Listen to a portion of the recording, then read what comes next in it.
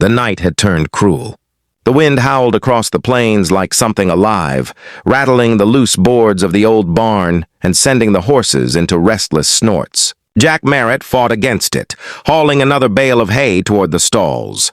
His coat was soaked through, his gloves stiff with cold, but he kept working, because work was what kept him from thinking too much. He'd been alone on this stretch of land for 3 years now. Ever since his wife died, the silence had settled in like an old friend who refused to leave. He didn't mind it most days. But storms like this, when the world went dark and the wind screamed, it all came back. The weight of loss. The echo of what once filled this place with laughter. He reached for his lantern, meaning to head back toward the cabin when he heard it. It wasn't the wind. It was softer, thin, broken, almost swallowed by the storm. "Help!" Jack froze. His head turned sharply toward the sound. He waited, listening. Then it came again, barely a whisper this time. "Please, someone." Without thinking, he grabbed the lantern and trudged toward the far end of the barn, boots squelching through mud and straw. The light flickered across the walls, dancing over saddles, tools, and hay bales, until it stopped on something small and unmoving near the door. A hand. Jack's stomach tightened. He hurried forward, setting the lantern down beside the shape in the shadows. It was a woman. She was soaked to the bone, her dress torn and clinging to her as if it were part of her skin. Her hair, dark and tangled, fell across her face, hiding most of it, but he could see her lips trembling, her breathing shallow. One of her arms was pressed to her side where blood had seeped through the fabric. "Good Lord!" he breathed, kneeling beside her. "Miss, can you hear me?" Her eyes fluttered open, glassy and frightened. "Don't," she whispered. "Don't hurt me." He pulled his hands back instantly, startled by the fear in her voice. "I ain't gonna hurt you," he said softly. "You're safe here. You're on my land. What happened to you?" She blinked, trying to focus on him. "Men took our wagon. My brother tried to fight. They... She swallowed hard, voice breaking. "I ran." Her words came out jagged, torn between panic and exhaustion. Jack could see the bruises on her wrists, the way her fingers shook. He'd seen that kind of fear before, in war, in women who'd escaped the kind of cruelty a decent man could barely stand to think about. He shrugged off his heavy coat and laid it over her. "You're safe now, ma'am. But you need a doctor. You're bleeding pretty bad." She tried to push herself up, but cried out, clutching her ribs. "Don't move," he said quickly, one hand raised. "You'll make it worse. Let me help." But as he leaned closer, her eyes went wide. She scrambled backward, her body shaking violently. "No, don't... Please stop!" The words hit him like a slap. He froze where he was, his big hand suspended midair. For a second, all he could hear was the storm outside and her ragged breathing inside the barn. She wasn't just afraid. She was terrified of him. He slowly lowered his hands, palms open. His voice dropped to something softer, steadier. "I ain't gonna hurt you, miss." "I swear it. You've had enough pain already." Her gaze darted between his face and his hands, as if waiting for him to change.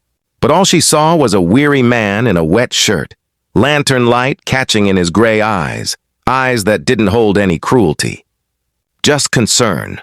He stayed kneeling a few feet away, giving her space. "My name's Jack Merritt.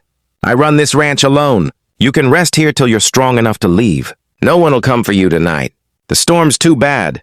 Her breathing steadied a little. She looked around, realizing she was somewhere dry, somewhere safe. The tension in her shoulders eased, but only slightly. He reached slowly for a nearby blanket, never taking a step closer, and slid it across the floor toward her. "Here, it's clean. You can use it." She hesitated before pulling it around herself, her fingers trembling as she tried to cover the torn parts of her dress. Jack got to his feet, still keeping his distance. "You need that wound looked at. If you'll let me, I can clean it up. But if not, I can leave you water and some rags." Her eyes lifted to his face again, unsure. "You won't touch me?" "Not unless you ask me to," he said quietly. "That's a promise." Something changed in her expression then. The fear was still there, but so was something else. Maybe disbelief, maybe the first hint of trust. "All right," she whispered. I'll do it." He nodded once, fetched a small basin, and warmed some water from the stove near the back of the barn. When he brought it over, he set it down beside her and turned his back, giving her privacy. She worked slowly, gasping quietly as she dabbed at the wound. Jack pretended to busy himself checking on the horses, though his ears stayed tuned to every small sound she made, every wince, every hiss of pain. After a few minutes, she spoke again, her voice barely audible. "You didn't have to stop earlier. I get scared easy."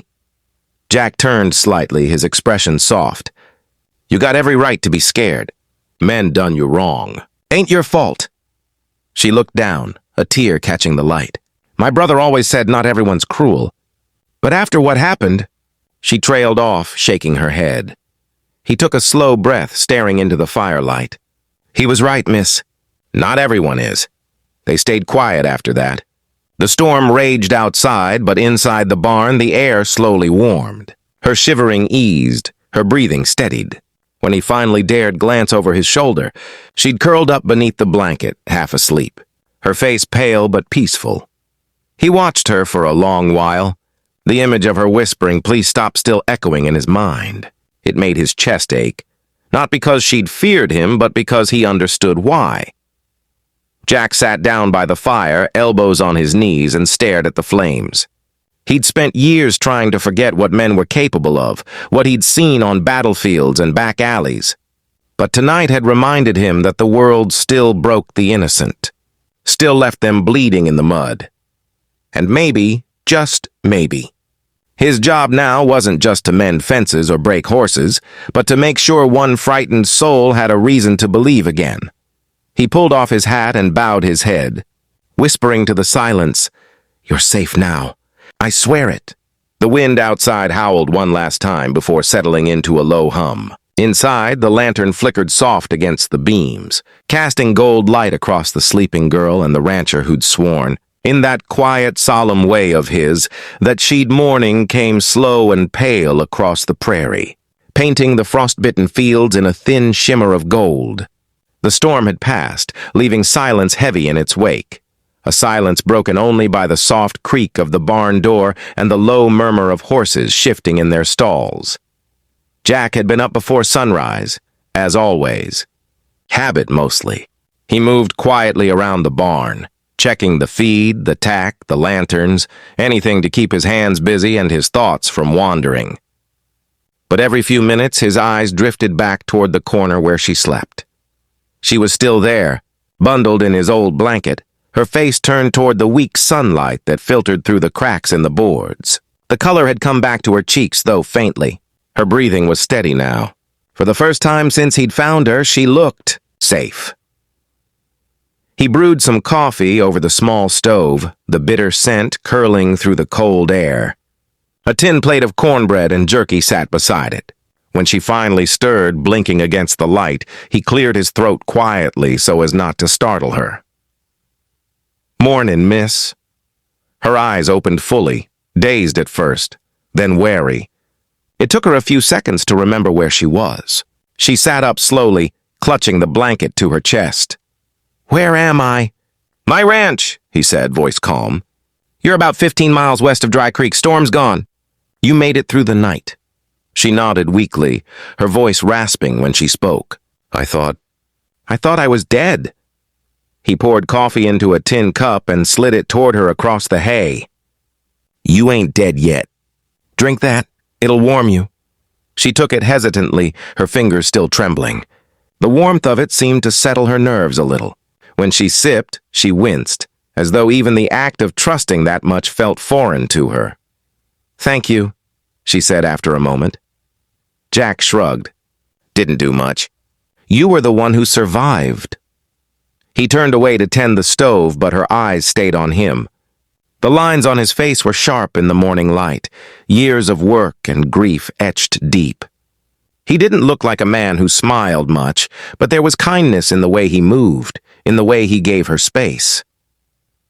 I'm Claire, she said softly. Claire Dalton. He glanced back at her and nodded once. Jack Merritt. Hey, pulling the